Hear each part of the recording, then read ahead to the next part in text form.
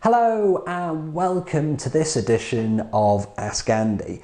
In this video we're going to look at how we can import your smart notebook lessons into Contribute Cloud.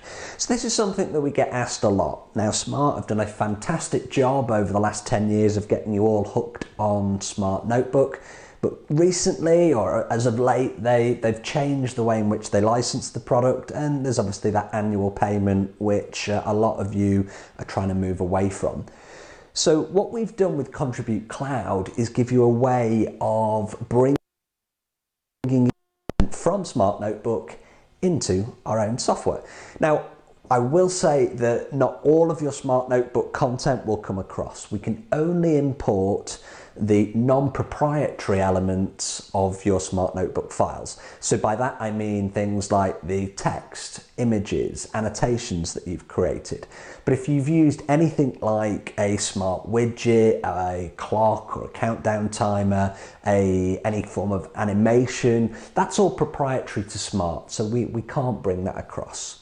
So what we have is a medium of bringing in, I would say, around 80% of your Smart Notebook files, so you don't have to recreate all of that content again. Okay, so let's go ahead and take a look at how we do that.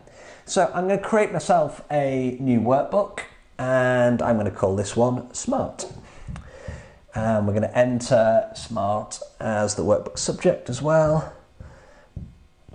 And we're going to hit create workbook, and this then takes me over into the editor, and if we remember, the editor is a place where I can go and access my files. I'm going to use Dropbox for this example. It's in exactly the same process if you're using any of the other file storage. I just happen to use Dropbox to store all of my own files. So I've gone into my folders here, and I actually have a couple of demo Smart Notebooks. You can see that I've got the .notebook file extension, so I'm just going to click on the file there. I'm going to hit choose, and that's then brought into my editor, and we just put a placeholder icon there in the software.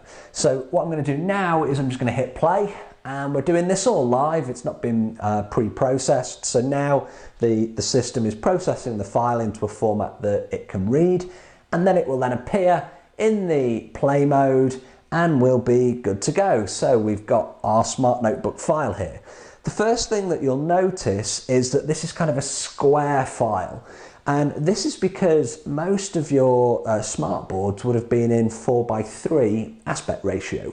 So that's more of a square shape than it is the 16:9 that you have on most interactive flat panels. So it means that you've got a bit of extra space, a bit of extra real estate either side of the Smart Notebook there to make use of for annotations. This is a multi-page document, so I can click through my pages here, and you can see that I've brought across my images, my text that's been inside my Smart Notebook file. So it's very easy to bring that information across. Just remember, you're not going to get all of the functionality that you would have had with the smart widgets because we're not allowed to bring those across. Okay, so you can make use of images, text and annotations so that you don't have to recreate all of that material. If you found this video useful, please do like, share, subscribe to our channel, and you can watch the next video by clicking on the link below. Thanks for watching.